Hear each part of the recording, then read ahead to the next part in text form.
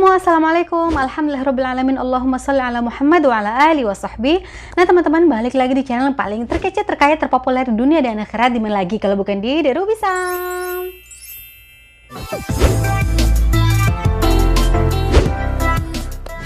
Oke teman-teman, di video kali ini saya akan bercerita, tepatnya lagi mungkin sharing kepada kalian apa sih resikonya nikah dengan warga negara asing. Dalam hal ini nikah dengan warga negara Arab Saudi.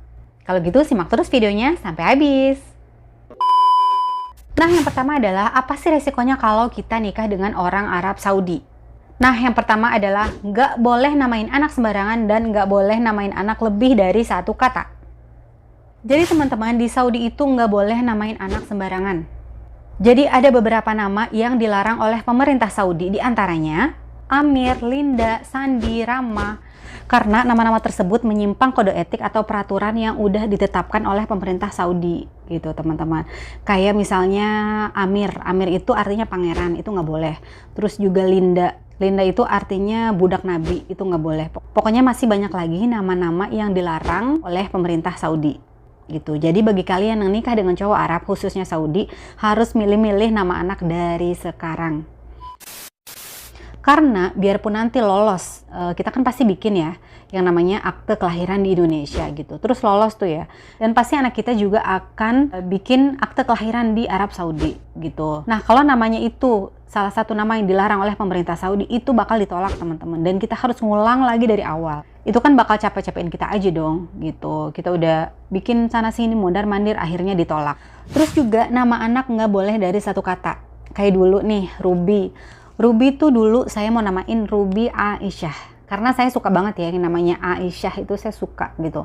Ternyata suami bilang, oh nggak boleh. Peraturan di Saudi itu sekarang nggak boleh namain anak lebih dari satu kata. Jadi kalau dulu itu boleh Muhammad Ali gitu kan. Sekarang itu harus milih mau Muhammad atau Ali gitu. Kayak dulu berarti saya Ruby Aisyah, harus milih maunya anaknya namanya Ruby atau Aisyah gitu. Aduh saya kan gimana ya, agak sedih juga gitu kan. Kalau orang-orang Indonesia kan pengennya namanya panjang gitu ya, biar supaya rezekinya tuh panjang banyak gitu. Kayak keponakan saya tuh Nazifah, Kaila, Az-Zahra, itu 3 gitu. Nah itu di Saudi nggak boleh teman-teman. Jadi harus milih satu kata aja. Jadi akhirnya saya memilihlah Ruby gitu. Walaupun keluarga saya di Indonesia tetap manggilnya Ruby Aisyah, dan di paspor tetap namanya Ruby bin bapaknya gitu. Dan saya juga nggak tahu apa alasan pemerintah Saudi nggak boleh namain anak lebih dari satu. Mungkin kalau pendapat saya karena orang Arab itu kan nama binnya itu kan banyak banget ya. Bin bapaknya, bin kakeknya, bin ini. Binnya itu ditulis gitu di paspor. Nah makanya kalau dia namanya lebih dari satu kata, itu kan bakal repot banget kan. Mungkin repot di imigrasinya, mungkin repot saat ngurus-ngurus dokumen gitu. Karena kalau nama kepanjangan juga, terus salah satu huruf aja gitu, itu kan kita harus ngulang lagi dari awal gitu kan. Itu repot banget kan. Ya mungkin itu alasan pemerintah Saudi harus namain anak satu nama aja. Wallahu a'lam. Dan resiko yang kedua adalah pasangan asing kita ada batas izin tinggal. Artinya apa di sini? Jadi pasangan kita itu nggak bisa sembarangan atau nggak bisa seenaknya aja tinggal di Indonesia tanpa aturan yang berlaku. Kayak dulu suami saya itu harus keluar dari Indonesia setiap sebulan sekali. Karena pada saat itu hanya memakai visa kunjungan saat kedatangan atau visa on arrival gitu. Karena pada saat itu saya dan suami masih nungguin yang namanya tasrih dan masih menunggu proses surat-surat yang lainnya. Makanya suami pada saat itu mau nggak mau harus keluar dari Indonesia sebulan sekali. Karena kan harus ceplok visa baru gitu ya. Hanya pakai visa kunjungan atau visa on arrival. Makanya warga negara asing yang ada di Indonesia, salah satu yang menikah dengan warga negara Indonesia, itu bisa memiliki beberapa jenis dokumen kewarganegaraan sementara. Di antaranya itu ada KITAS, kartu izin tinggal terbatas. Terus juga ada KITAB, kartu izin tinggal tetap. Terus juga ada FASKIM, fasilitas imigrasi gitu. Kalau KITAS itu biasanya berlaku 1 hingga 2 tahun. Itu semua tergantung dari penggunaan atau pengurusan saat izinnya. Pokoknya kamu bisa browsing aja di internet, itu banyak banget artikel soal KITAS, soal KITAB, pokoknya soal perizinan warga negara asing di Indonesia. Gitu. Jadi intinya hal yang perlu diperhatikan oleh si WNA selama tinggal di Indonesia adalah memiliki izin tinggal. Dan resiko yang ketiga adalah anak ikut kewarganegaraan ayahnya. Jadi teman-teman, dulu itu sebelum tahun 2006, anak hasil kawin campur atau anak yang bapaknya warga negara asing, itu dia plek-plek atau 100% ikut kewarganegaraan ayahnya. Jadi kebayangkan betapa mirisnya perempuan-perempuan yang nikah dengan warga negara asing sebelum tahun 2006. Ya istilahnya kan seorang ibu gitu. Kok nggak ada kesempatan anak jadi warga negara ibunya? Padahal dia yang ngelahirin, dia yang capek-capek mengandung, istilahnya gitu kan. Tapi alhamdulillah setelah undang-undang baru itu keluar pas tahun 2006, kita patut bersyukur teman-teman. Apalagi bagi kalian yang rencana atau niat ingin menikah dengan warga negara asing gitu.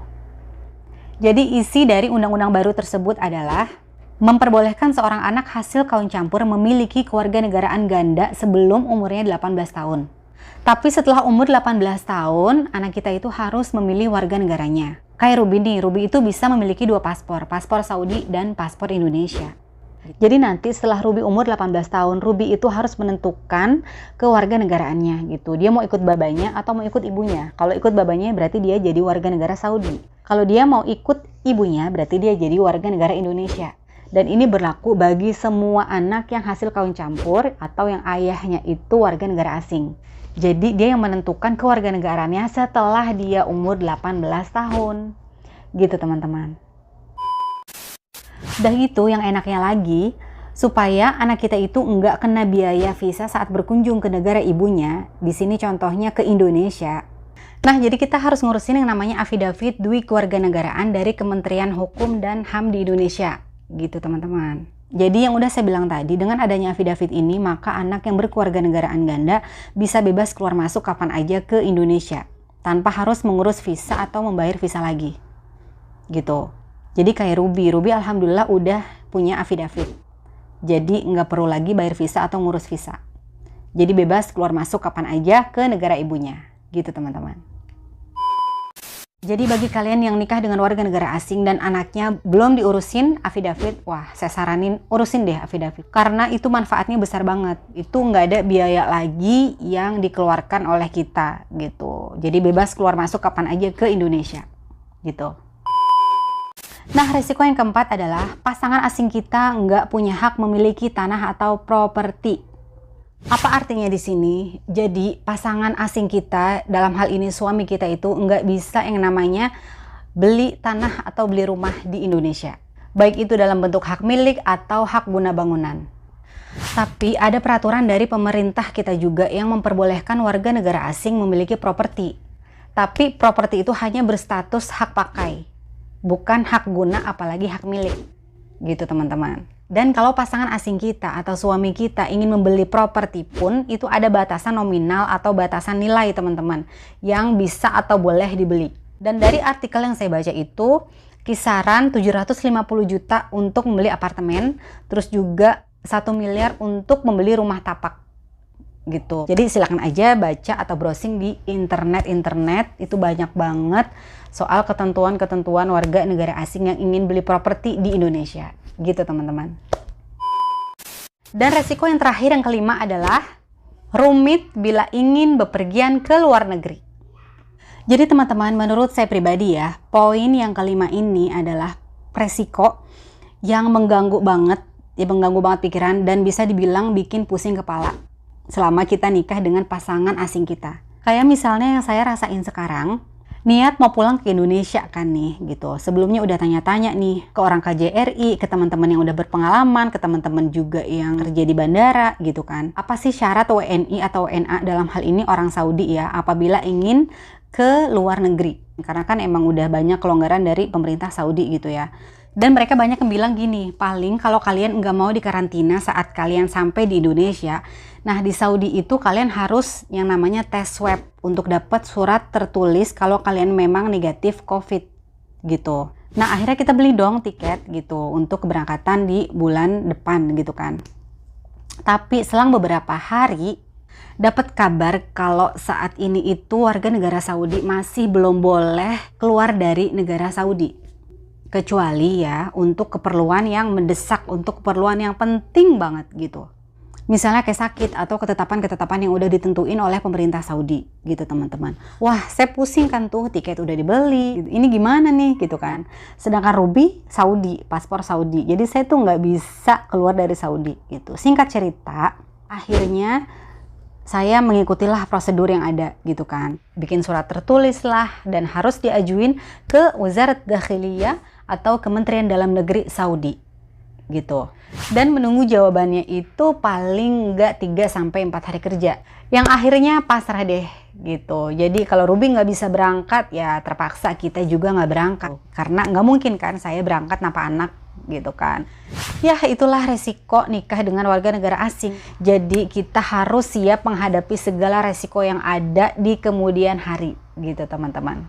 Nah itu dia teman-teman, resiko kalau kita nikah dengan warga negara asing, dalam hal ini orang Arab Saudi. Semoga video ini bermanfaat untuk kalian dan jangan lupa dukung terus channel ini dengan cara like, comment, and subscribe channel ini supaya semakin berkembang agar kami semangat membuat video-video selanjutnya. Dan semoga kita selalu menjadi orang yang selalu bersyukur dan menjadi manusia yang lebih baik lagi. Masalama.